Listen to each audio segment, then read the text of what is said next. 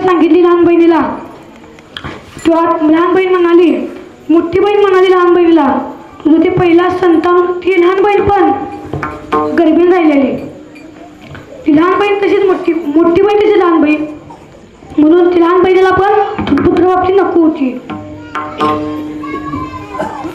मग काय, लहान बहीण मोठी बहीण लहान बहिणीला म्हणाली, तुझं पहिलं ते संतान होणार आहे ते मला दे आणि थोडं माझ्याकडचं थोडं धन तुला देतो. मग काय यांचं ठरलं आणि ती मोठी बहीण होती ते खोटं खोटं नाटक करून पोट वाढवायला लागली आणि विठ्ठल विठ्ठल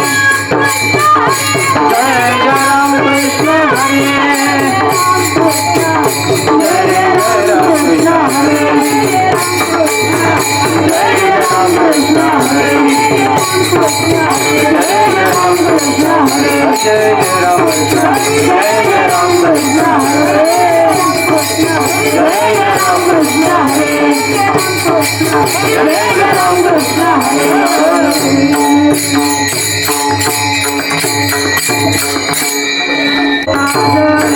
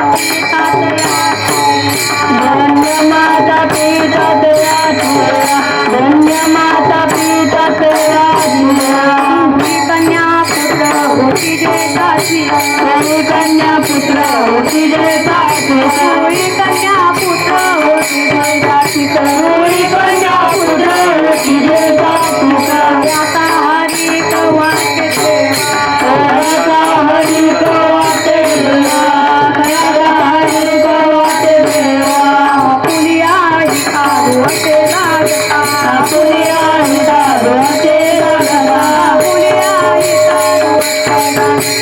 पुलिया ही काढवते लागता माता पिता तयाची धन्य माता पिता तयाची धन्य माता पिता तयाची होळी कन्या पुत्र होती जय जातीचा होळी कन्या पुत्र होती जय जातीचा होळी कन्या पुत्र होती जय जातीचा होळी कन्या पुत्र होती जय जातीचा आता हरी वाटे देवा आता हरी वाटे देवा आता हरी वाटे देवा गीता भागवत हरिती गवना गीता भागवत हरिती गवना गीता भागवत हरिती गवना गीता भागवत हरिती गवना खंड चिंतन विठोबाचे अखंड चिंतन विठोबाचे अखंड चिंतन विठोबाचे होळी कन्या पुत्र होती जय जातीचा होळी कन्या पुत्र होती जय जातीचा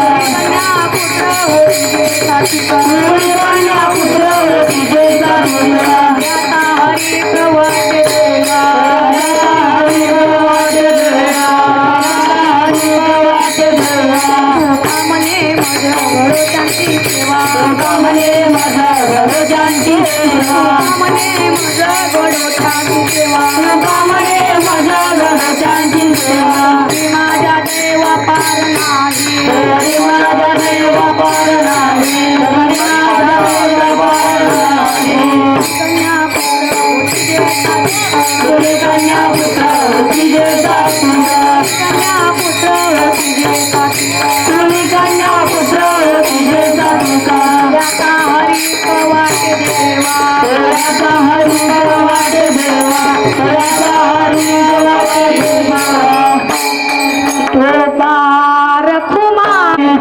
बार घुमाई तो पार खुमाई बार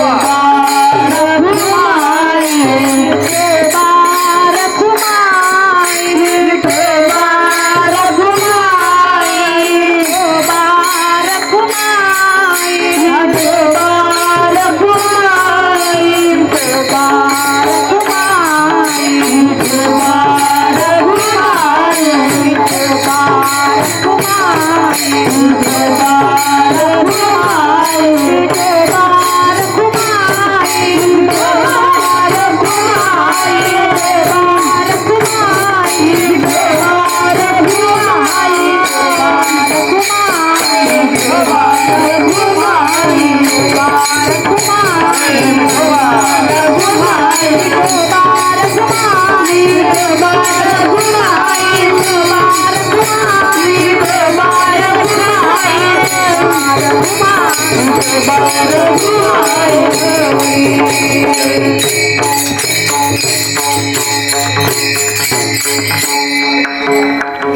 पहिली चालू जुआते जागता फुलिया भूता आपुली आहे का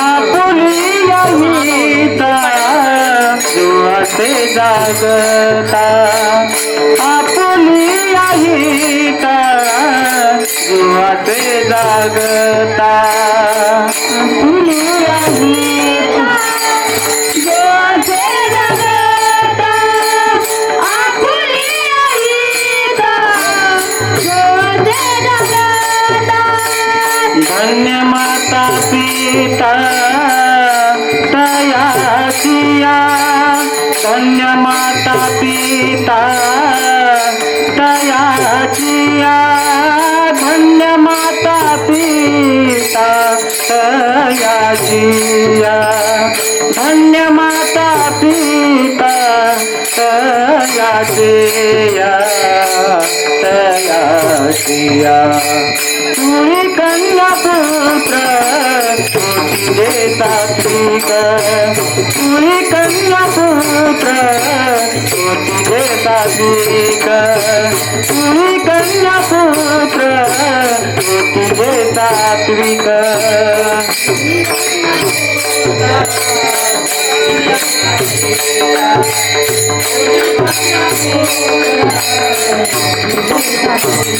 तुझी कन्या पुत्र आपुलिया हिता जीवाचे जागता आपुलिया हिता जीवाचे जागता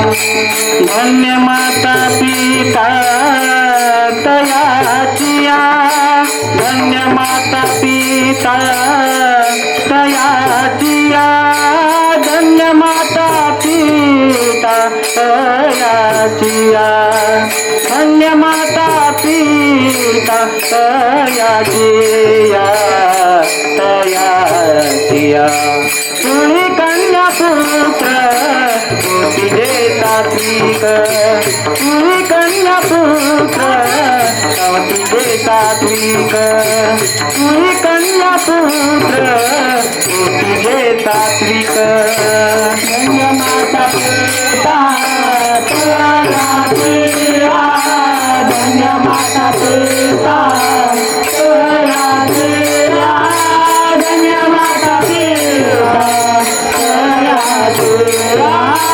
धन्य माता पिता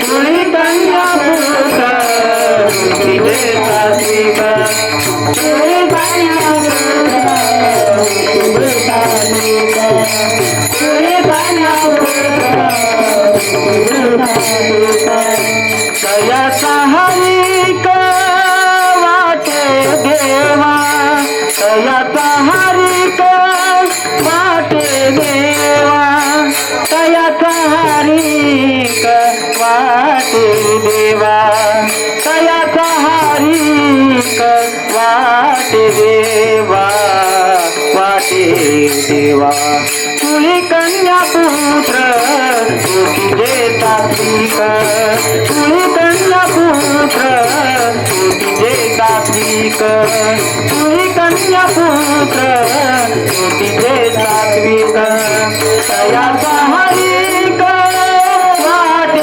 देवा दयाचा हरिक वाटे देवा दयाचा हरिक वाटे देवा दयाचा हरिक वाटे देवा वाटे देवा तुझी कन्या पुत्र कोटी देता श्रीक तुझी कन्या पुत्र कोटी देता श्रीक तुझी कन्या पुत्र कोटी देता श्रीक विठ्ठल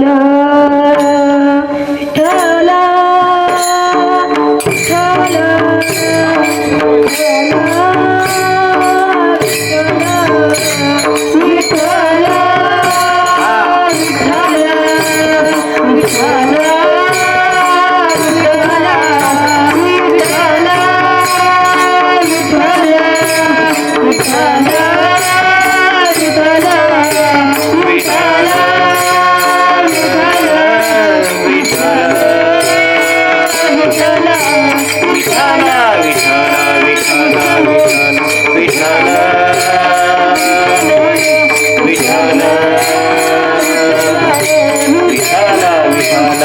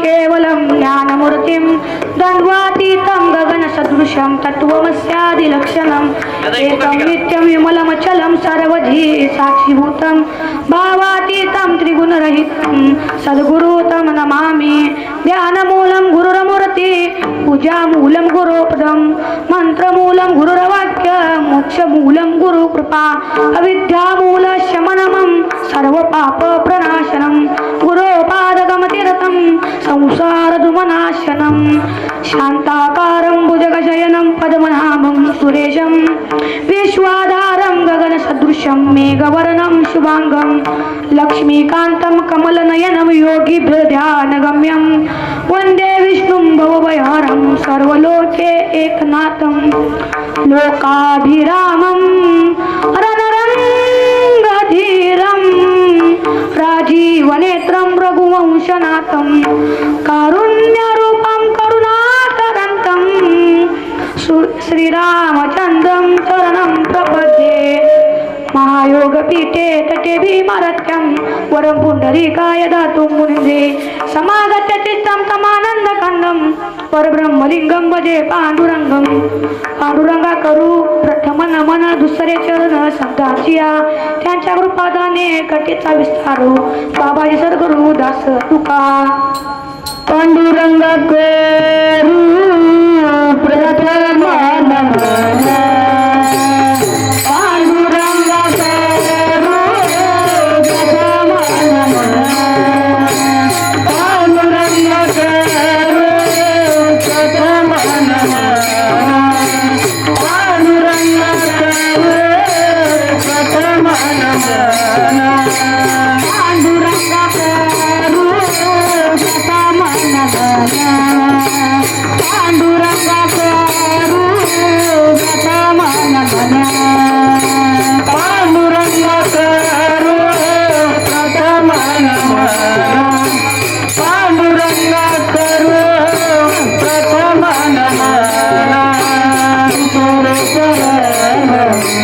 प्रथम त्यांच्या कृपादाने त्यांच्या कृपादाने कथेचा विचारू दुसरे चरण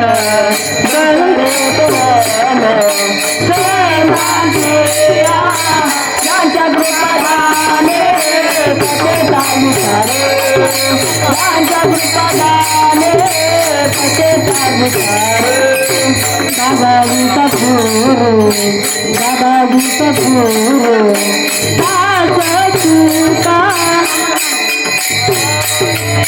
त्यांच्या कृपादाने कथेचा विचारू त्यांच्या कृपादाने कथेचा विचारू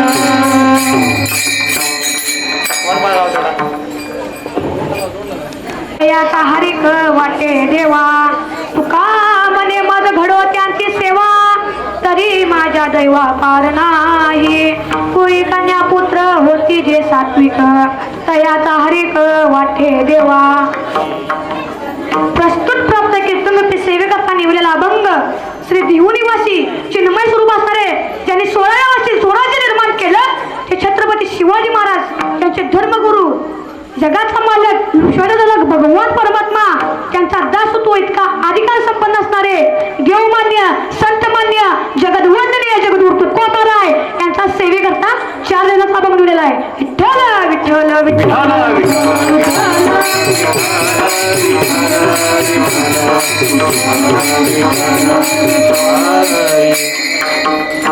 महाराज आता आपण अभंगाचा सरळ अर्थ बघूया. आपल्याला जर ही लोकांपासून या जीवाला ही लोकांपासून ब्रह्मलोकापर्यंत जायचं असेल तर शास्त्राने काही कर्म करायला सांगितलेत महाराज. म्हणजे पाताळापासून स्वर्गापर्यंत जायचं असेल तर शास्त्राने काही कर्म करायला सांगितलेत आहेत. त्याला विविध कर्म असे म्हणतात.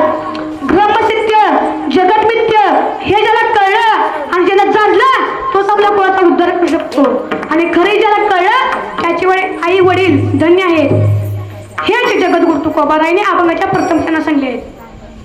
आणि तीच मुळे सात्विक असतात आणि देवाला खूप आवडतात आणि त्यांची सेवा केल्यानंतर माझ्या आनंदाला पारावर नाही. त्यांची लक्षणं अभंगाच्या द्वितीयांना सांगली आहेत. मग ती सात्विक मुलं कशी ओळखावीत त्याची लक्षणं अभंगाच्या तृतीयांना सांगली आहेत. गीता भागवत कथा आणि भगवान परमात्म्याचं नेहमी नामचिंतन करतात तीच मुलं सात्विक असतात आणि त्यांची सेवा केल्यानंतर माझ्या आनंदाला पारावर राहणार नाही. तुकोबाराय काय म्हणतात तुका म्हणे मज घडो त्यांची सेवा तरी माझ्या दैव पार नाही कोई कन्या पुत्र होती जे सात्विक तयाचा हरिक वाटे देवा विठ्ठल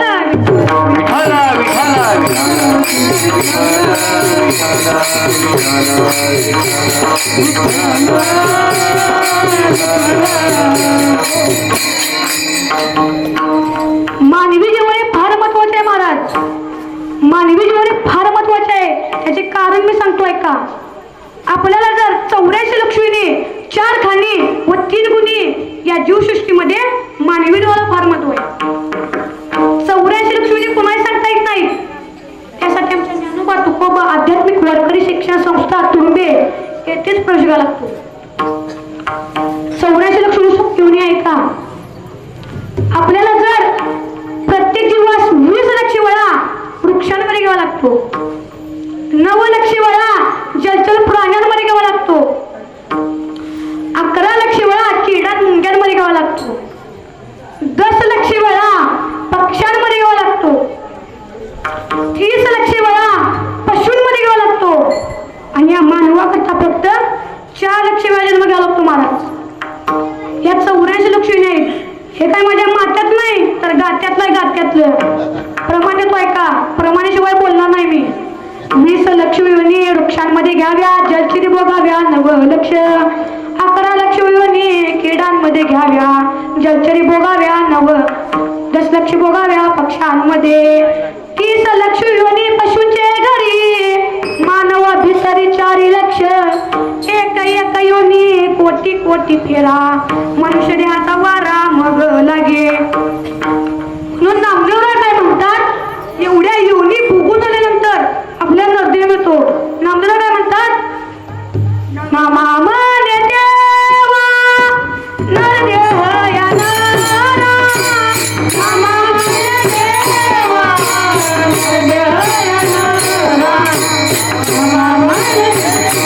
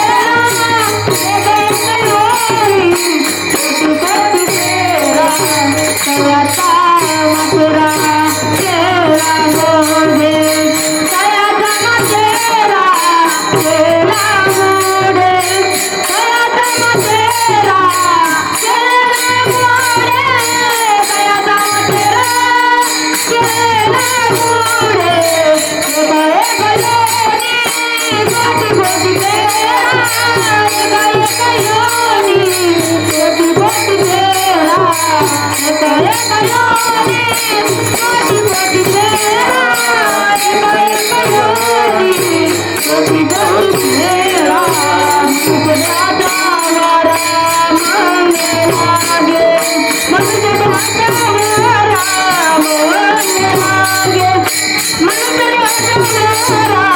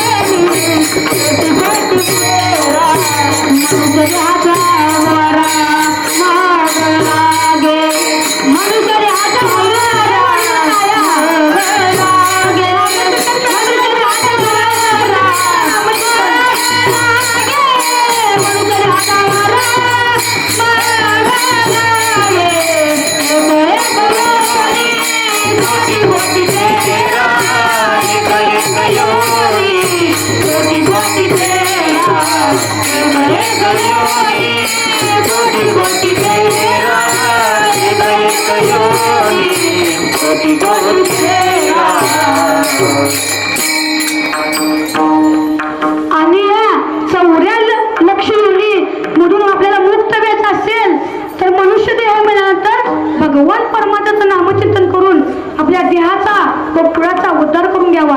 आणि हे ज्याला कळलं त्याला तुकाराम महाराज काय म्हणतात, धन्य माता पिता धन्य माता पिता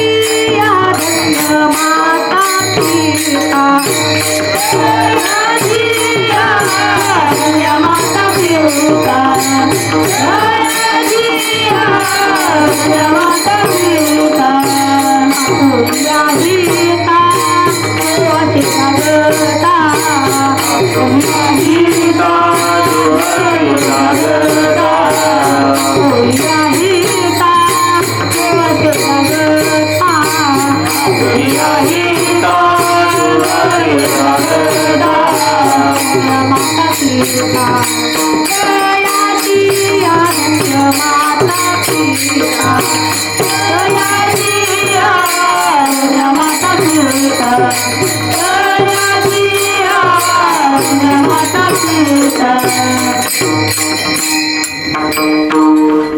निसर्ग हा मानवाचा मूळ स्वभाव आहे. निसर्ग आहेत माणसं. निसर्ग हा मानवाचा मूळ स्वभाव आहे. त्याला प्रमाण असतं की आधी होता वाग्या आधी होता आधी होता वाग्या आधी होता वाग्या आधी होता वाग्या आधी होता वाग्या आधी होता वाग्या आधी होता वाग्या देवयोगे झाला पाग्या देवयोगे झाला पाग्या देवयोगे झाला पाग्या देवयोगे झाला पाग्या पाये पोट राहिना पाये पोट राहिना पाये पोट राहिना पाये पोट राहिना पाये पोट राहिना स्वभाव जाईना पाये पोट राहिना स्वभाव जाईना पाये पोट राहिना स्वभाव जाईना. जीवाचा निसर्ग हा मूळ स्वभाव आहे. त्यासाठी मी दृष्टांत देतोय का, एक मनुष्य होता, त्याच्या काही लक्षात जात नसले. त्याच्या काही लक्षात जात नसल्यामुळे त्याच्या घरात काय वाद तंटे होत असायचे.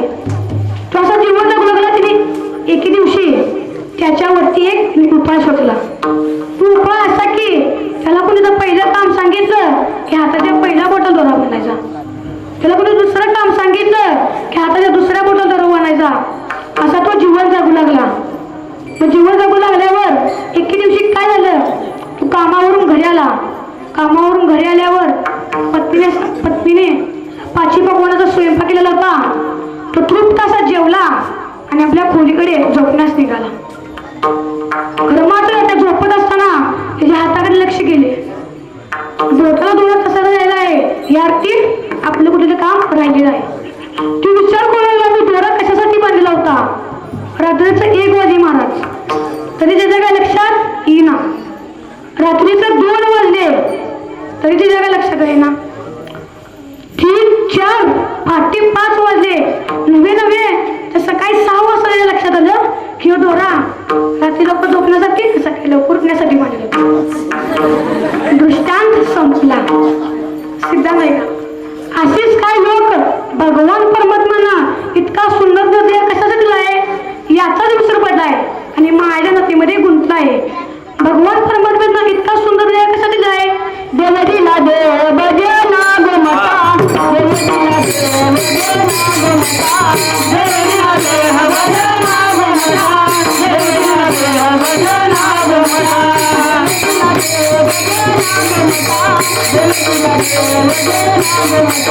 देवजीला देव भजना गोमता,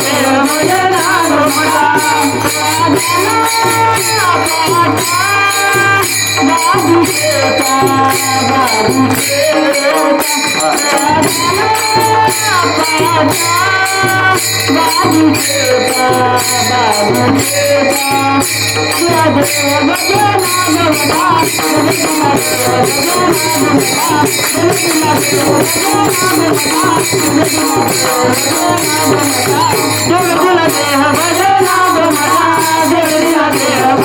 गोमता, देवजीला देव भजना गोमता, देवजीला देव भजना गोमता. बाबू शेता बाबू शेता बाबू शेता बाबू तिकडे बघा मागं कोण झोपले काय? जागा रवा.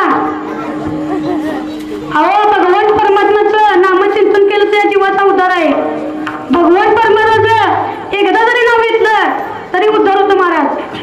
भगवान परमात्मा एकदा नावाची पुण्याची गणना कोणालाही करता येत नाही. विठ्ठल विठ्ठल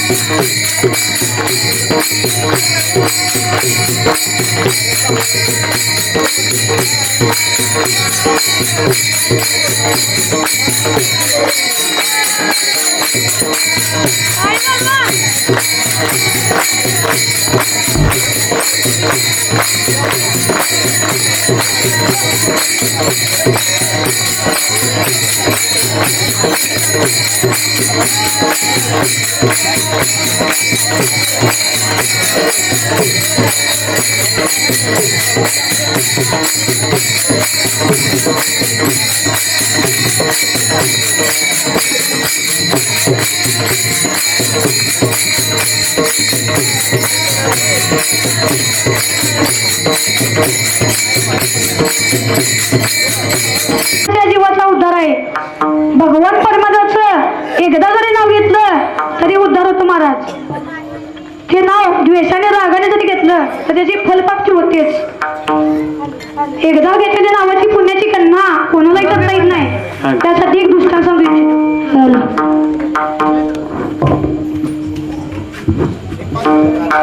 दोन भाऊ होते दोन.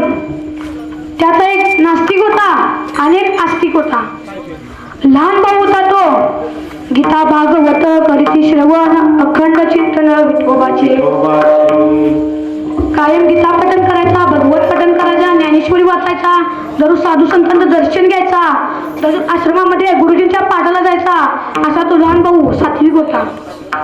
मोठा भाऊ होता तो खाऊन ते खायचा, पिऊन ते प्यायचा, बोलून ते बोलायचा, करून ते कृत्य करायचा. असा तो दुष्कृत्य करणारा तो नास्तिक भाऊ होता. तुमच्या मनामध्ये प्रश्न पडलाच असेल, ही दोघं एका रक्ताचे भाऊ, एका आईच्या जन्माला आलेले भाऊ, या दोघांमध्ये एवढा फरक कसा असावा? शास्त्र काय सांगतायत? हे सगळं संगतीवर असं संगतीवर. लहान भावाने संताची संगत केली होती आणि मोठ्या भावाने दुर्जनाची संगत केली होती. म्हणून संत सांगतायत देखनाच्या संगे हिरा जो बंगला कुसंगे नाडीला साधू जैसा. हिरा सुना हिरा, त्या हिऱ्याला किती जरी फोडण्याचा प्रयत्न केला तर तो हिरा फुटत नाही. त्या हिऱ्यावर घनानं जरा गाव घातले तर तो हिरा फुटत नाही. खरं त्या मात्र हिऱ्याला ढेकणाचा जरा जरी स्पर्श झाला तो हिरा बंगला जातो, म्हणजेच फुटला जातो. हे सगळं संगतीवर असतं. लहान भावाने संताची संगत केली होती आणि मोठ्या भावाने दुर्जनाची संगत केली होती. मग तो लहान भाऊ आपला मोठा भाऊ आदुकरीला जातोय.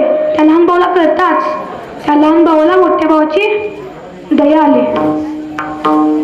दया आल्यावर तो मोठा भाऊ आपल्या गुरुजींच्याकडे गेला आणि गुरुजींना सांगू लागला, गुरुजी माझा भाऊ फार नास्तिक आहे. खाऊन ते खातोय, पिऊन ते पितोय, बोलू ते बोलतोय, जाऊन जातोय, करून ते कृत्य करतोय, फार नास्तिक आहे. त्याचा काहीतरी उद्धार करा, तिच्याकडून काहीतरी रामकृष्णाने वधवून घ्या. मग काय गुरुजी म्हणाले, तुझ्या उद्या भावाला आश्रमामध्ये घेऊन ये. मग तो साधूचं दर्शन घेतला गुरुजींचं आणि घरी गेला. घरी गेल्यावर नास्तिक मनुष्य होता, तो म्हणजे मोठा भाऊ होता. तो मोठा भाऊ एका कोपऱ्यात मदिरा पीत बसला होता. मदिरा म्हणजे काय, दारू पीत बसलेला होता. दारू पीत बसलेला होता. त्या नास्तिक मनुष्याला म्हणाला, दादा नामचिंतन केलं तर या जन्माचे सार्थक होईल. तुला आमच्या गुरुजींनी नामचिंतन करण्यासाठी आश्रमामध्ये बोलवलं आहे. नास्तिक मनुष्य काय म्हणला माहिती काय, कुठला गुरुजी, कुठलं नामचिंतन, तुझं तो बघ, माझे बघतो म्हणला. असा तो म्हणाला. तो गुरुजी, त्या लहान भावाला चिंता वाटू लागली. तो गुरुजींच्याकडे पळत पळत गेला आणि गुरुजींच्याकडे सांगू लागला, गुरुजी माझा भाऊ नामचिंतन घ्यायला तयार नाही आणि तुमच्या पण कडे यायला तयार नाही, तुम्हीच चला. मग काय गुरुजींची तब्येत कशी धिप्पाड. मग गुरुजी गेले आणि गुरुजी ते नास्तिक माणसाला म्हणाले, तो मदिरा पीत बसलेला होता. मग गुरुजीने ते मदिरा बघितल्या, गुरुजी चिडले. मग गुरुजी त्या नास्तिक माणसाला म्हणाले, चल उठ म्हणून रामकृष्णारी. तू नास्तिक माणूस म्हणाला, म्हणणार नाही. गुरुजी चिडल्या, अनेकदा विचारलं, तू म्हणतो का नाही. तो म्हणला, म्हणणार नाही, कदापि म्हणणार नाही. गुरुजी म्हणाले काकडी जरा दूर आहे, चाकूनच शिरावं लागणार. मग काय गुरुजीने ती युक्ती सुचवली. ती युक्ती अशी की गुरुजीने युक्ती सुचवली ती काय अशी की गुरुजी त्याला म्हणले, तू काय म्हणणार आहेस बाबा. तो नास्तिक वंश म्हणाला, रामकृष्ण हरी अजिबात म्हणणार नाही. एकदा का असे ना तिच्याकडून रामकृष्णाने वधवून घेतलंच. मग थोड्या दिवसात त्या वेश्याग्रहण करून मदिरा पिऊन त्याला मृत्यू झाला. मृत्यू झाल्यावर त्याला यमदूत न्यायला आले. यमदूताने उचललं आणि यमांच्या गोटात उभं केलं. म्हणजे तिथं वैकुंठात पाठवायचं काय नरकात पाठवायचं याला तिथं सगळा निकाल करतोय.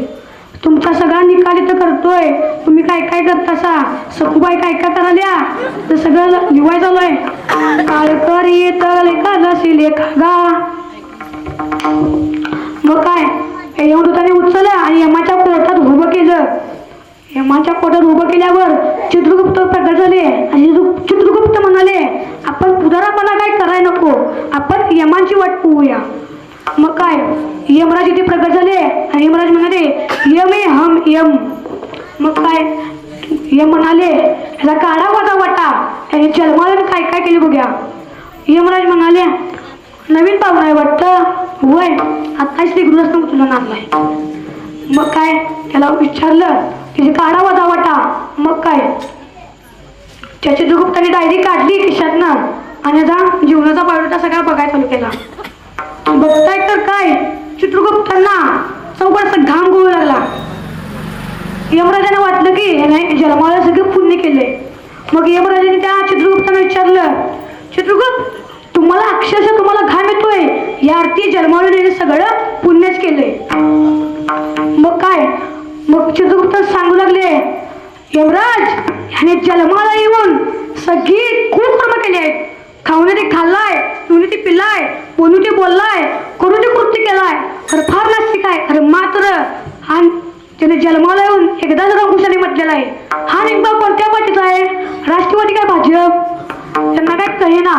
मग यमराज म्हणाले, हाजी ह्याला आपण केवढे पुणे द्यावे आपल्याला काय कळेना, आपण काय करू, ब्रह्मदेवांकडे जाऊ. ब्रह्मदेवांकडेच का, ब्रह्मदेव हे सृष्टीचा निर्माता आहेत. मग काय त्या नास्तिक मसूला म्हणाले, चल उठ आपल्याला ब्रह्मदेवांकडे जायचं आहे. तो नास्तिक मसूल म्हणाला, मी असा तसा येणार नाही, मला न्यायला मर्सदेने ऑडी लागते, तुमच्या इथं नाही म्हणून समजावून घेतो, मला पालखी तर लागेल. मग काय तिने पालखी तयार केली. पालखीत नास्तिक मसूल बसला आणि आता यमराजाने पुढे पालखी धरली आणि चित्रगुप्ताने मागे पालखी धरली. याची स्वारी निघाली ब्रह्मदेवांकडे. मग ब्रह्मदेवाने लांबूनच पालखी पाहिली. साक्षात यमराजाने पुढे पालखी धरली आहे आणि चित्रगुप्ताने मागे पालखी धरलेली आहे. या अर्थी आज साधू किंवा पंडितच असेल. मग काय तिने चित्रगुप्त ब्रह्मदेवाने लोटांगण घालण्यास सुरुवात केली. यमराज म्हणाले, यमराज पुढे आले म्हणाले, देवा लोटांगण घालण्याची काही गरज नाही, ह्या त्यात वा साधुगोळा पंडित नाही, एक नास्तिक मनुष्य आहे. याने जन्माला येऊन सगळी कुकर्म केली आहेत. खाऊन ते खाल्लाय, पिऊन ते पिल्लाय, बोलू ते बोललाय, करून ते कृत्य केलाय. खरं मात्र जन्माला एकदाच रामकृष्णाने म्हटलेलं आहे. याने केवढे पुण्य द्यावे आम्हाला काही कळेना, म्हणून तुमच्याकडे घेऊन आलेलं आहे. मग काय चैत्र ब्रह्मदेव पण विचारत पडले याला केवढे पुण्य द्यावे. ब्रह्मदेवाने पण तिला केवढे पुण्य द्यावे त्यांना काही कळेना. मग ब्रह्मदेव म्हणाले ह्याचे केवढे पुण्य द्यावे आम्हाला काही कळेना, आणि मला पुण्य दिलं आणि ते कमी पडलं तर भगवान परमात्मा मला काय सोडायचं नाही. मग ब्रह्मदेव म्हणाले आपण महादेवांकडे जाऊ. महादेवांकडेच का? भजन करी महादेव महादेव महादेव भजन करी महादेव. जय जय राम राम जय राम जय जय राम.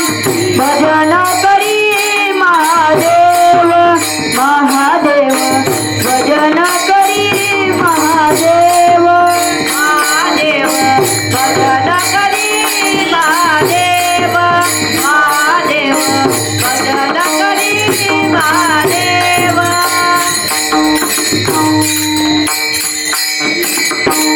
भजन करी महादेव भजन करी महादेव भजन करी भजन करी. श्री राम जय राम जय जय राम. श्री राम जय राम जय जय राम. श्री राम जय राम जय राम. श्री राम जय राम जय जय राम. श्री राम जय राम जय जय राम. श्री राम जय राम जय जय राम. श्री राम जय राम जय जय राम. भजन करी महादेव भजन करी महादेव. भजन करी महादेव भजन करी महादेव. मग आता काय ब्रह्मदेवाने पुढे पालखी धरली आणि यमराजाने मागे पालखी धरली. अशी स्वारी निघाली महादेवांकडे, म्हणजे कैलासात निघाले. कैलासात गेल्यावर महादेवाने सांगू लागले देवा हा जो ग्रस्त आहे याने जन्माला येऊन सगळी कुकर्म केले आहेत. खाऊन ते खाल्लाय, पिऊन ते पिल्लाय, बोलू ते बोललाय, करून ते कृत्य केलाय. खरं तिने मात्र जन्माला येऊन एकदाच रामकृष्णाने म्हटलं आहे. हा केवढे पुण्य द्यावे आम्हाला काही कळेना, मग तुमच्याकडे घेऊन आलेलो आहे. मग ब्रह्मदेव पण विचारत पडले, महादेव पण विचारत पडले. महादेव विचारत पडल्यावर महादेवांना पण काय सांगता येईना. महादेवाला काय सांगता येईना. मग ज्ञानोबाला तेच पण वर्णन करताय हरिपाठात. हरी मुखे बाणा हरी मुखे बाणा हरी मुखे बाणा हरी मुखे बाणा हरी मुखे बाणा हरी मुखे बाणा हरी मुखे बाणा हरी मुखे बाणा मुखे बाणा हरी मुखे बाणा हरी मुखे बाणा हरी मुखे बाणा हरी मुखे बाणा हरी मुखे बाणा हरी मुखे बाणा हरी मुखे बाणा. माझी गणना कोण करी पुण्याची गणना कोण करी पुण्याची गणना कोण करी पुण्याची गणना कोण करी. हरी मुखे बाणा हरी मुखे बाणा हरी मुखे बाणा हरी मुखे बाणा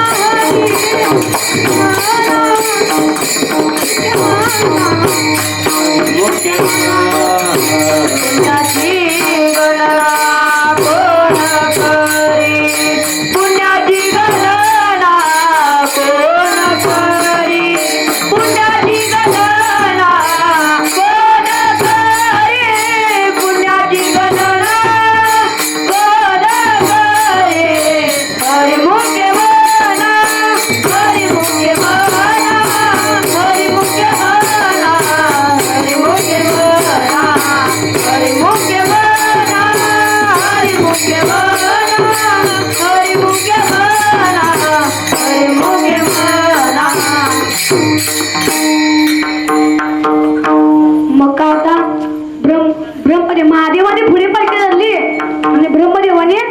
मागे पालखी धरली आणि ती स्वारी निघाली वैकुंठात. वैकुंठात कोण आहेत महाराज? विष्णू महापिता. तिथे गेल्यावर महादेवाने सांगितलं महापिता याने हा जो ग्रस्त आहे याने जन्माला येऊन सगळी कुकर्म केले आहेत. म्हणजे सगळी कुकर्म केलेली आहेत. खरं सगळं खाऊन ते खाल्लाय, पिवले ते पिल्लाय, बोलू ते बोललाय, करून ते कृती केलाय. खरं मात्र जन्माला एकदाच रामकृष्णाने म्हटलेलं आहे. आणि केवढे बोलले राहावे आम्हाला काही कळेना म्हणून तुमच्याकडे घेऊन आलोय. मग विष्णू महापीठाने आपल्या चरणाशी पाय दिली महाराज. चरणाशी महाराज एकदा रामकृष्णाने म्हटलं ताकद इतकी आहे तर आपण अख्खं रामचंद्र केलं तर का आपला उतारा नाही.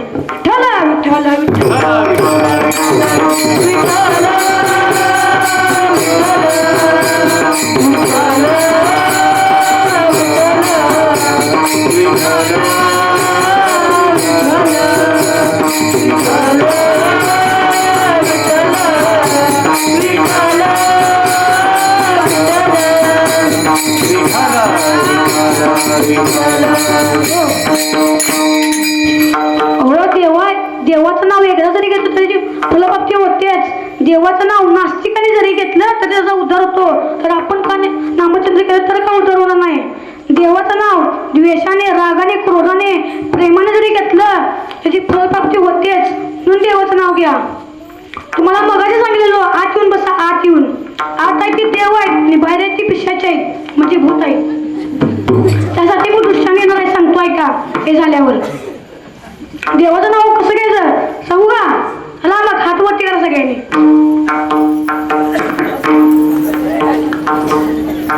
हात वरती करा. एक हात वरती करून काही निवडणुका जमा करा. निवडणुका झाल्या एक म्हणजे एकच आहे वाजवायची. उगाच फाडफाड फुडफुड तसलं काय चालत नाही. स्ट्रिक्ट आहे सगळे.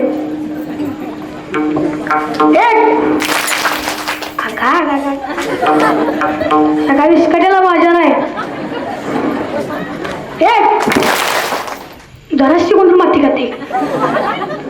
एक एक एक एक विठोबा रखुमाई, विठोबा रखुमाई, विठोबा रखुमाई, विठोबा रखुमाई, विठोबा रखुमाई, विठोबा रखुमाई, विठोबा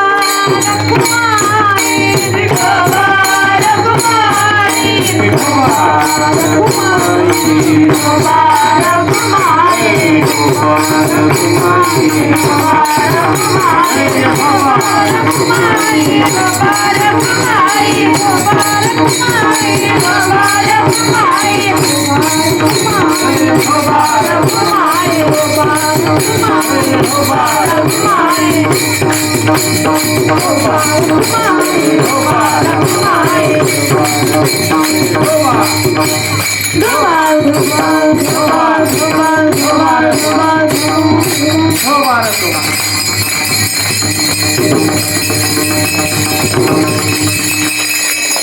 असाच केल्यावर समोरात केल्यावर समाजशाही वाजवेल. इकडात केल्यावर पकवाज वाजणार आणि इकडात केल्यावर टाळ वाजणार.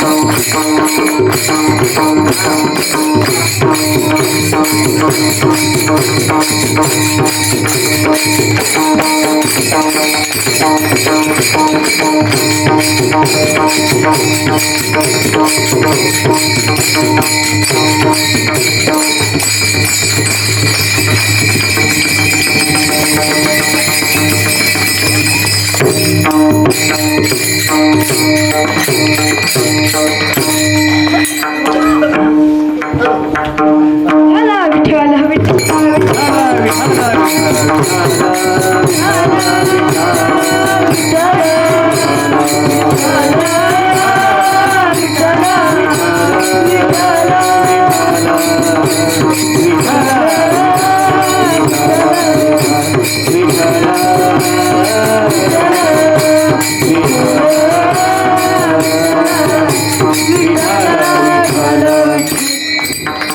मग सांग काम्या माहितात काय? सांग काम्या तुम्ही तसल्या कामाला जायचा.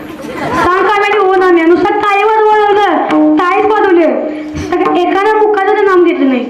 ती टाळी ती आजी बघा कशी वाजवायली. काय काय सांगा काय नामचिंतन करायचे. मी पुढं म्हणतो तुम्ही मागं म्हणायचं. सगळी महिला मंडळ हाफ तिकीट आहे ना वर आल्या तर 2000 रुपये. आता पुढं म्हणतो सुंदर माझे जाते ग फिरते कहूत.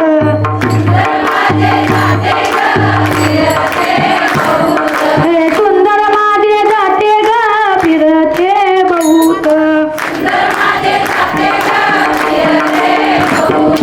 गोव्या गाऊ कौतुके तू ये रे बा विठ्ठला.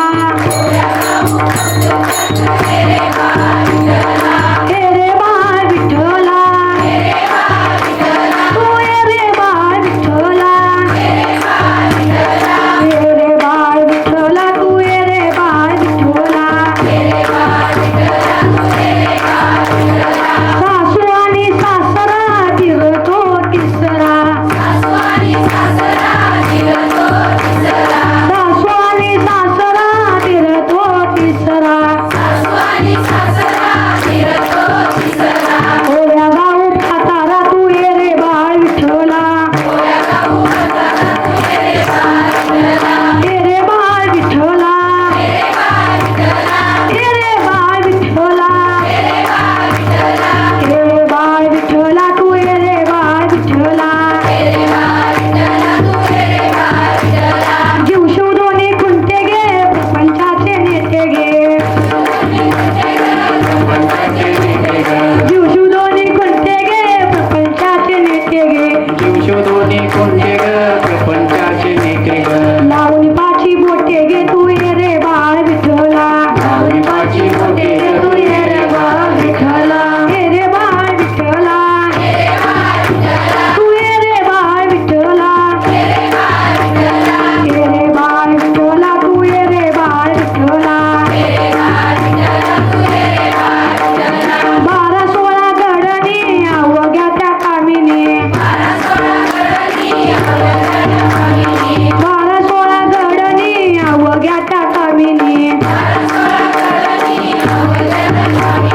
ओव्या गाऊ बैसोनी तू ये रे बाळ विठ्ठला.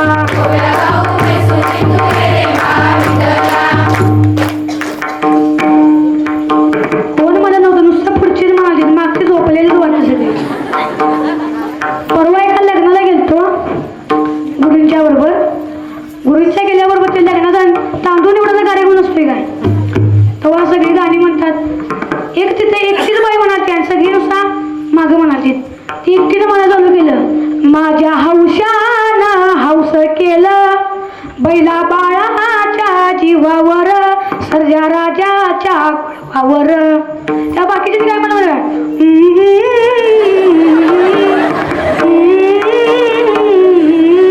नुसतं इथे गुणगुणायला लागले. कुणाला काय म्हणाई ना कसल्या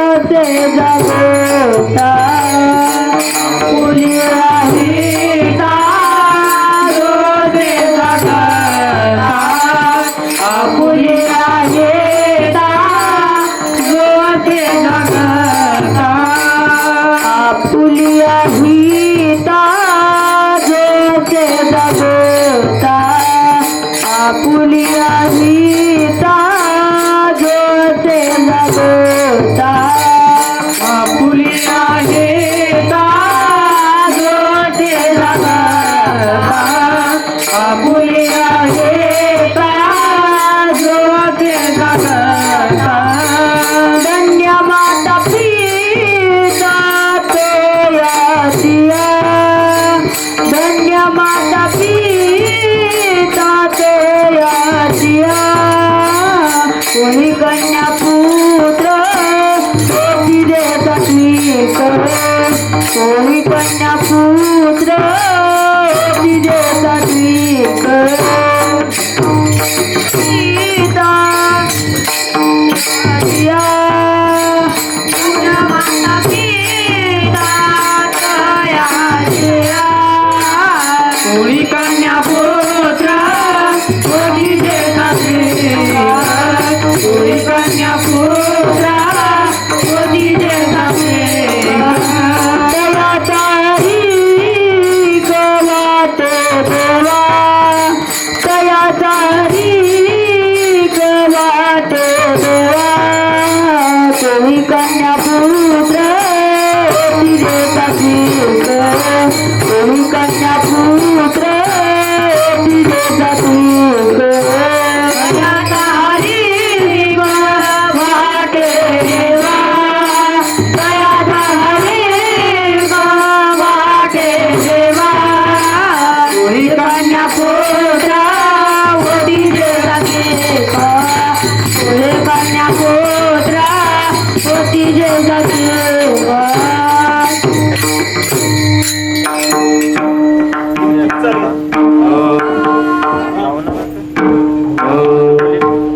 कुळी कन्या पुत्र होती जे सात्विक कुळी कन्या पुत्र होती जे सात्विक कुळी कन्या पुत्र होती रे सात्विक कुळी कन्या पुत्र होती रे सात्विक कुळी कन्या पुत्र होती जे सात्विक कुळी कन्या पुत्र होती जे सात्विक कुळी कन्या पुत्र होती रे सात्विक कुळी कन्या पुत्र होती रे सात्विक तया तारिक वाटे देवा तया तारिक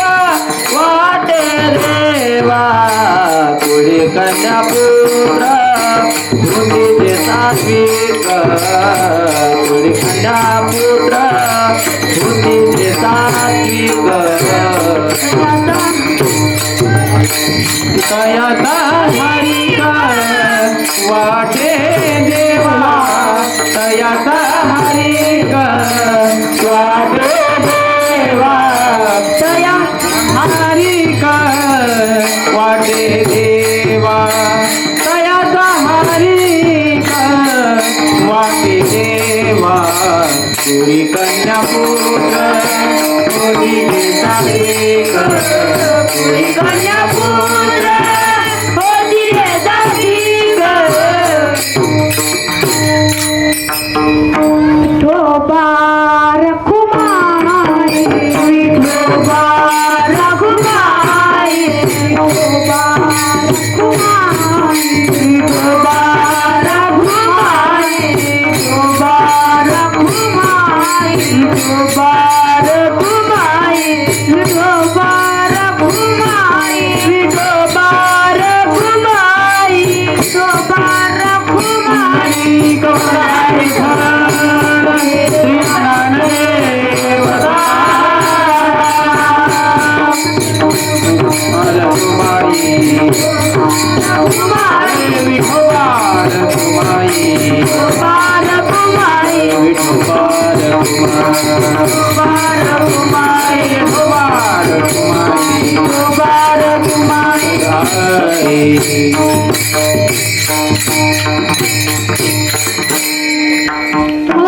केलेलं होतं माहिती काय?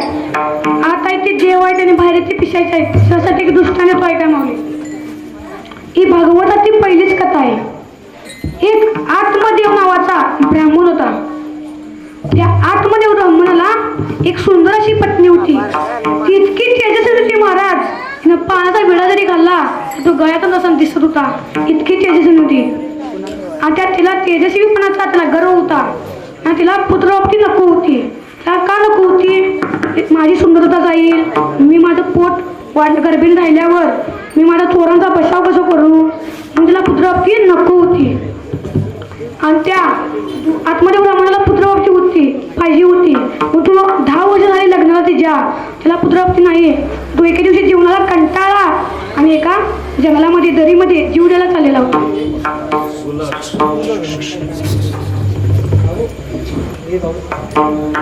तो एका जंगलामध्ये जीव द्यायला चाललेला होता आणि जीव देत असताना त्याला जीव दरीमध्ये पाय टाकताच त्याला अधिकारी सन्यासीने वडलं आणि अधिकारी सन्यासी म्हणाले, अरे एवढ्या येऊनी बघूनच आपल्या नरडे मिळतो आणि तू असाच का वाया घालवतोस? मग आतमध्ये ब्राह्मणाने सांगायला सुरुवात केली, अरे काय सांगू, माझ्या लग्नाला 10 वर्ष झालीत तरी मला पुत्रप्राप्ती नाही आहे, म्हणून मी एका जीवनाला कंटाळलोय, म्हणून जीव द्यायला चाललेलो आहे. ह्याच्यावर काय तर पर्याय सांगा.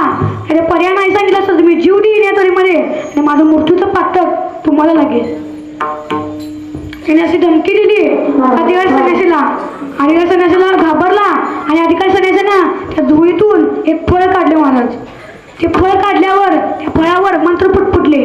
मंत्र पुटपुटले त्या आतमध्ये ब्राह्मणाच्या हातावर ते फळ ठेवलं. आतमध्ये ब्राह्मणाच्या हातावर फळ ठेवल्यावर ते निघून गेले आणि ते खुश होऊन घरी गेल्यावर त्याच्या पत्नीचं नाव होतं धुंदुली. पत्नीचं नाव धुंदुली होतं.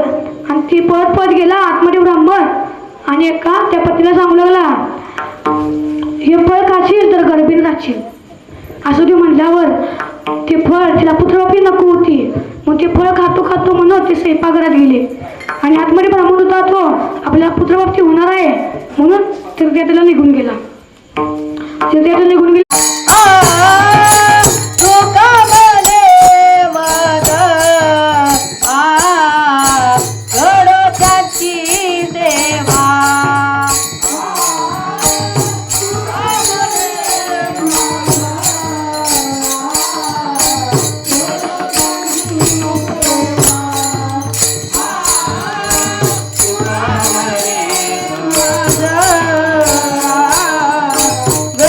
त्यांची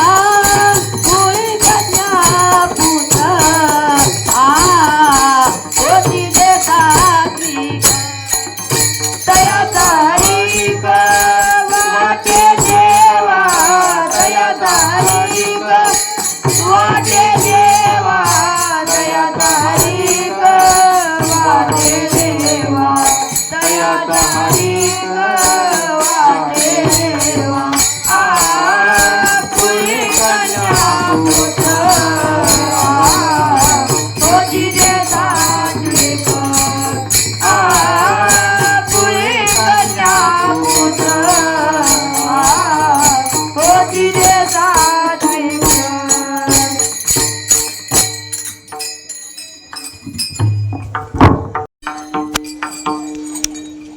ती खोटं खोटं नाटक करून पोट वाढवायला लागली. मग काय थोड्या दिवसात त्या लहान बहिणीला पुत्र झाला. मग इथे ठरल्याप्रमाणे झालं. तिचं ते शैतान होणार आहे होतं ते तिला दिलं आणि तिच्याकडे तो थोडे दोन तिला दिलं. मग काय थोड्या दिवसातच आतमध्ये ब्राह्मण त्यातून परत आला. ते त्यातून परत आल्यावर खुश झाला आतमध्ये ब्राह्मण. आणि आतमध्ये ब्राह्मण म्हणाला आपल्या गायला पण बाळ झालेलं, गायला पण बाळ झालं, गायला पण बाळ झालंय आणि आपल्या पत्नीला पण बाळ झाले. या आपण काय करू बारसं घालू. मग काय बारशाची तयार केली. बारशाची तयार केल्यावर मग दुंदुली म्हणाली माझ्या नावावरच माझ्या मुलाचं नाव ठेवायचं. मग काय ठेवलं त्याचं नाव धुंदुकारी. त्या मुलाचं नाव ठेवलं धुंदुकारी. आणि ते बाईचं बाळ होतं, गाईचं बाळ होतं ते आपल्यासारखंच होतं. पाय आपल्यासारखे, कान डोळे आपल्यासारखे, नाक आपल्यासारखं, कारण मात्र त्याचं कान गायसारखे होते. मग तुझं नाव काय ठेवलं गोकर्ण. मग काय आतमध्ये ब्राह्मण पण आपला पुत्रप्राप्ती झाल्या म्हणून अनेकदा तीर्थयात्रेला निघून गेला. मग हे दोघं वाढू लागल्यावर तो गोकर्ण होता तो 7वी वागू लागला, ज्ञानेश्वर वाचू लागला, गीता पठण करू लागला, दररोज साधूंचं दर्शन घेऊ लागला. असं तो 7वी वागू लागला. गोकर्ण होता तो धुंदुकारी होता. तो शाळेत जाऊन मुलांना मारायचा आणि आडत फेकून द्यायचा. असा तो दुष्कृत्य करू लागला महाराज. मग काय ही दोघं वाढू लागल्यावर पूर्ण मोठी झाली, लग्नाच्या वेळेला आली.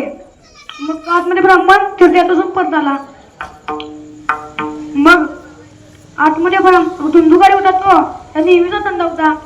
त्या वेश्यागमन करणे, मदिरा पिणे असं तो दुष्कृत्य करू लागला. आणि गोकर्ण होता तो 7वी वागू लागला. मग काय वेश्यागमन करण्यासाठी दररोज आईला मारहाण करून पैसे घेऊ लागला. मग काय एके दिवशी आपल्या त्या मातीने धन दिले नाही म्हणून त्या आईला मारहाण करू लागल्यावर तिथे आतमध्ये ब्राह्मण होता तो आपल्या त्या पत्नीला मारत असताना त्या दुःख वाटू लागला आणि तो मध्ये पडला. त्या दोघांना महाराज त्या धुंदुकारीनं दोघांना ठार मारून टाकले आणि आडत फेकून दिलं. गोकर्ण होता तो तीर्थयात्रेला निघून गेला होता. तो पण तपस्वी होता महाराज. मग काय धुंदुकारी होता तो आपल्या आई बाबांना मारून टाकला. मग धुंदुकारीनं आपला मार्ग सोपा झालेला होता, घरदार मोकळं होतं. मग त्यानं काय केलं 4 वेश्या आणून घरात आणून ठेवल्या. मग गेला नेहमीचा धंदा चालू लागला, वेश्यागमन करू लागला. थोडे दिवस निघून गेले. मग एके दिवशी त्याने सगळा धन मोजण्यासाठी एका खोलीत काढलं. खोलीत काढल्यावर त्या वेश्याने बघितलं हे धन. त्या वेश्याने काय ठरवलं हा संध्याकाळला मारायचा, त्याला ठार मारायचा आणि धन लढून सगळं पळून जायचं. त्याच्या ठरल्याप्रमाणे झालं. त्याला मारलं ठार आणि जाता जाता याला आडत फेकून दिलं. मग काय गोकर्ण होता तो थोड्या दिवसातच तीर्थयात्रेतून परत आला. तीर्थयातून परत आल्यावर घरात कोणी नाही. तो आजोबाला विचारायला लागला आमच्या घरात कोणी नाही. मग आजोबाने सांगितलेलं तुझे बा पण वारला, आई पण वारली, तुझा भाऊ वारला. मग तिला थोडा नर्वस झाला. नर्वस झाल्यावर तो एका बाजावर झोपला. तो बाजावर झोपल्यावर तो दररोज असा झोपू लागला. तो बाहेरच झोपू लागला, त्याला आतच झोपच लागला. मग तो थोडा तपशी होता. तो धुंदुकारी होता तो पिशाची होऊ लागला. पिशाचे वेगळं रूप घेऊन यायला लागला. बैलाचं, गाढवाचं, सापाचं असं वेगळं रूप घेऊन यायला लागला. मग तो गोकर्ण होता तो तपशी होता. त्याला कळालं की आपला तो धुंदुकारी आहे. मग त्या धुंदुकारी जवळ गेला. पिशाची होता तो. गोकर्ण गेला धुंदुकारी जवळ आणि त्याला म्हणाला अरे तू असा काय एवढा असा वागू लागलास, आपल्या आईला पण मारलास, बाबाला पण मारलास, लाज वाटत नाही काय म्हणला. मग तू धुंदुकारी म्हणाला माझं चुकलं, मला या पिशाची रीतून मला मुक्त कर. मग गोकर्ण होता तो म्हणाला माझं ऐकावं लागेल. तो पण तपस्वी होता. मग काय पुढच्या गावात इथं सांगावर सप्ताह चालू होता आणि तो गेला आणि त्या कीर्तन सेवा पहिली चालू होती. पहिल्या दिवसाची कीर्तन सेवा होती. मग काय त्या गोकर्णानं सांगितलं होतं धुंधुकारीला, या 7 दिवसाच्या 7 कथा ऐकचाल आणि 8व्या दिवशी एक कथा ऐकशील तर त्या पिशाची नितून मुक्त होशील.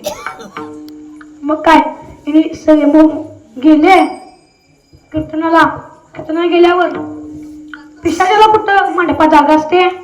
तो एका वडाच्या झाडाखाली बसला. पिशाच होता तो आणि तो गोकर्ण होता तो कीर्तनकाराच्या पायापाशी येऊन बसला. मग काय तो गेला आणि तिने 7 दिवसाच्या 7 कथा ऐकल्या आणि 8व्या दिवसाची एक कथा ऐकली. या पिशाच्या त्यांना मुक्त मिळाले. महाराज हो महाराज एवढं सांगायचं या दृष्टांत संपला. हे सिद्धांत ऐका. मला एवढंच सिद्धांत आहे की अहो पिशाच्या जीवनातून आपल्याला मुक्ता मिळते तर आपण अखंड नामाचे केलं तर का होणार नाही. तुकोबाला सांगतात हा नरदेह दुर्लभ आहे. मानवी जीवन पुन्हा पुन्हा मिळत नाही. म्हणून आपल्या गावामध्ये हरिनाम सप्त्यामध्ये सहभागी व्हायचं आहे. कीर्तनाला गेल्यामुळे शरीर शुद्ध होते. शरीर शुद्ध झाल्यावर विचार शुद्ध होतात. विचार शुद्ध झाले की कर्म शुद्ध होते आणि एकदा कर्म शुद्ध झालं की आपली वासना मरून जाते. मग काय तर ठरलं मग कीर्तनाला जावं. कीर्तनाला गेल्यामुळे त्याचा उद्धार झाला. नामचिंतन पिशाचिंतन मुक्त झाला. कीर्तनाला जावं. ते आमच्या गुरुजीने एक दृष्टांत सांगितला तो आठवला तो सांगतो आणि सेवेला पूर्ण विराम देतो. विठ्ठल विठ्ठल विठ्ठल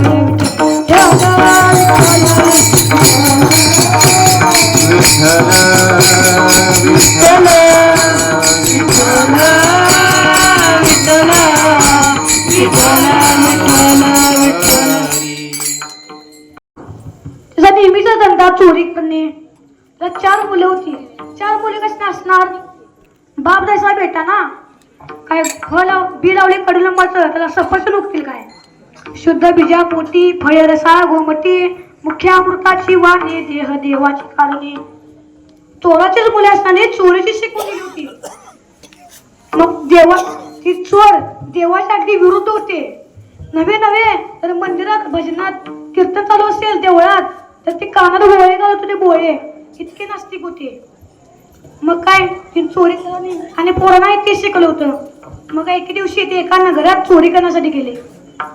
राजवाड्यात दरबारात चोरी करत असताना जात असताना एका रस्त्याच्या पलीकडेच मंदिर होतं. त्या मंदिरात कीर्तन चालू होते. मग तिने त्यांना कळायला बरोबर आहे. तिने कानात बोळे घातले. त्यांना ठरलं होतं भजन कीर्तन चालू असताना बोळा घालायचा. असं त्यांचं ठरल्यावर तिने कानात बोळे घातले आणि चोरी करू लागले. चोरी करत असताना त्यातील एक बोळा त्याच्या कानातील एक खाली पडला. खाली पडल्यावर कीर्तन चालू होते. त्या कीर्तनकाराचं एक त्याच्या कानावरती एक वाक्य पडलं. ते वाक्य असं की देवाला सावली नसते. हे असं वाक्य पडल्यावर ते चापसून बघू लागला. माझा बोळा कुठे पडलाय. तो चापसला आणि बोळा शोधला आणि आपल्या कानामध्ये घातला. कानामध्ये घातल्यावर ते चोरी खजिना सगळा लुटला.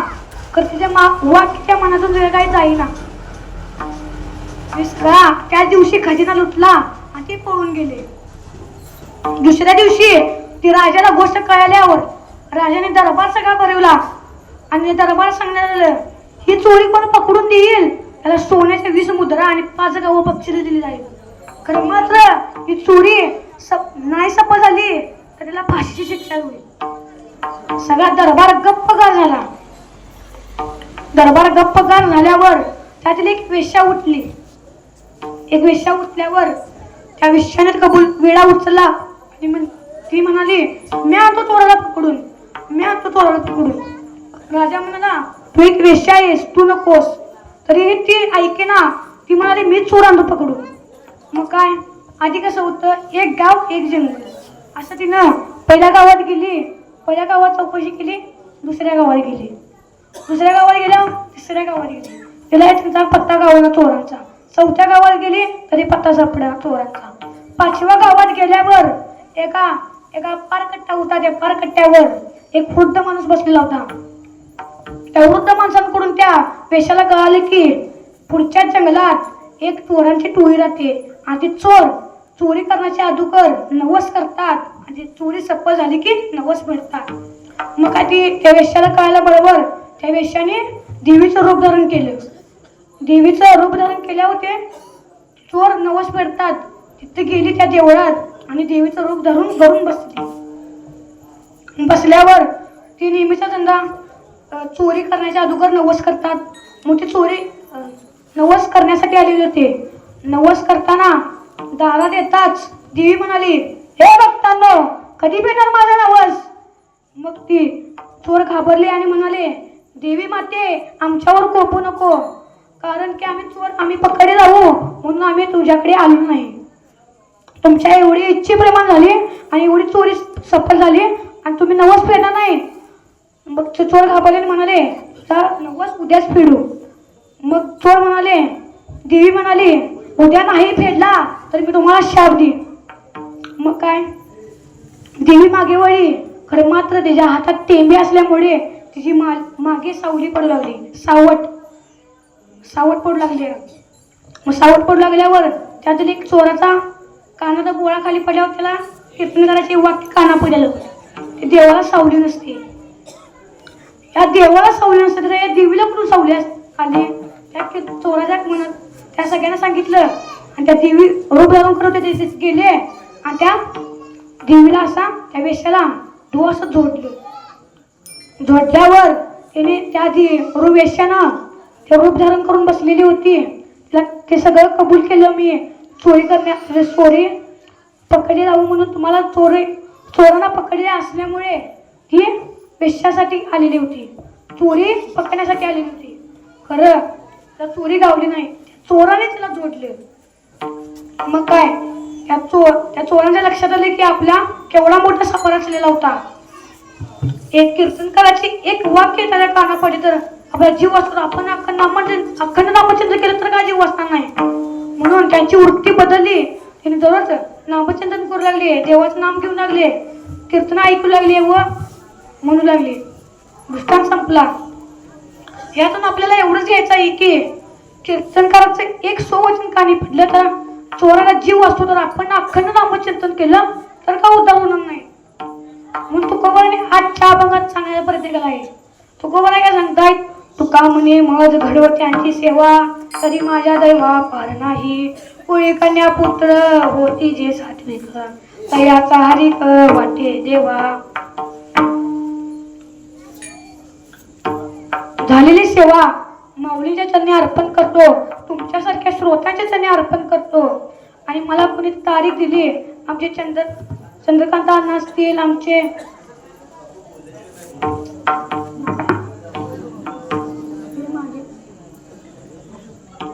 मालू काका असतील, आमचे नावं विसरत हो, वयाच्या मानात सगळं विसरायला लागलंय. गावकऱ्यांचा आभार मानतो. आणि झाली सेवा माझे आई वडील असतील त्यांच्याच्याने अर्पण करतो. आमचे चौकदार काका असतील त्यांच्याच्याने अर्पण करतो. आमचे विनिकरी बाबा असतील त्यांच्याच्याने अर्पण करतो. अशी सुंदर अशी आज कीर्तनाला शोभा आली, त्या आमचे पकवाल वदक त्यांच्यामुळे शोभा आली, त्यांच्याच्याने अर्पण करतो. आणि शॉर्टकटच कट्ट्या बसले, वट्ट्या बसले, टोपी काढलेली, टोपीने काढलेले, झोपी गेलेले, झोपीने गेलेले, काळा चष्मा घातलेले, पांढरा चष्मा घातलेले आणि गावा सप्ताही बसून घरात बसल्यात त्यांचे सुद्धा आभार. ज्ञानेश्वर आजची सेवा, आज रविवार, रामनवमी, रामजन्मकाळ. आजची सेवा हबप कुमार रणवीर गुरु महाराज, राहणार लिंगोर. तुम्हाला अतिशय अशी सुंदर सेवा झालेली आहे. लिंगोरातनं पहिल्यांदा आमचा कीर्तनकार कोणतरी तयार होते. सर्व ग्रामस्थांचा मोठा अभिमान. म्हणजे खूप अशी चांगली सेवा केलेली आहे. म्हणजे आम्हाला पण वाटत नव्हतं, म्हणजे त्या 10 पटीनं चांगली सेवा महाराजांनी केलेली आहे. त्याबद्दल आभारी आहे ग्रामस्थांच्या वतीने. आणि नियमितप्रमाणे दररोज पहाटे 5 ते 6 काकड आरती, 7 ते 11 ज्ञानेश्वरी वाचन. अजून सुद्धा कोणाला ज्ञानेश्वरी वाचायला बसायचं असेल तर बसू शकताय. पहिल्या दिवसापासूनच बसायला पाहिजे असं काय नाही. उद्यापासून सुद्धा बसू शकताय, परवापासून पण बसू शकताय. त्यानंतर 1 ते 3 नामस्मरण, 3 ते 4 नामजप, सायंकाळी 5 ते 6 हरिपाठ, 7 ते 8 सामुदायिक नामघोष पसायदान, रात्री 9 ते 11 कीर्तन, रात्री 11 नंतर हरिजागर. यानंतर उद्या 7/4/2025 सोमवार दशमी हबप श्री ओमकार कापूरकर महाराज राहणार शिराळा यांचा कीर्तनाचा कार्यक्रम होणार आहे. तरी सर्व ग्रामस्थांनी उपस्थित राहावे. तसेच कालपासून काकडीला एक रुक्मिणी साडी म्हणून आपण नवीन उपक्रम चालू केला आहे सालाबाद प्रमाणे. तो आता लकी ड्रॉ पद्धतीनं हे करायचं आहे. ते गुरु महाराज यांच्या हस्ते व्हावं अशी मी त्यांना विनंती करतो.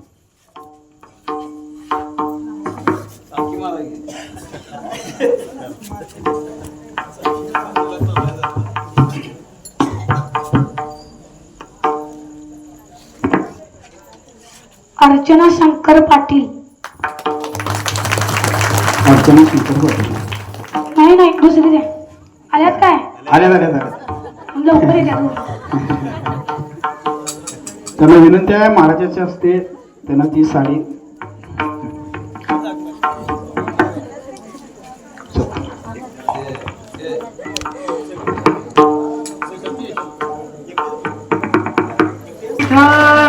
श्री ज्ञानदेव तुकाराम. हा म्हणजे कीर्तनाला हजर असले तर साडी, फक्त काकड्याला नाही. काकडा करून कीर्तनाला हजर पाहिजे. बरोबर. यानंतर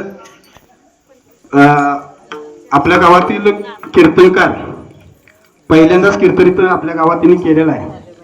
त्यामुळं रणवीर गुरु महाराज यांचा सत्कार आपले टोटल ग्रामस्थ सप्ताह कमिटी दोन्ही भजनी मंडळ यांच्यामार्फत होत आहे.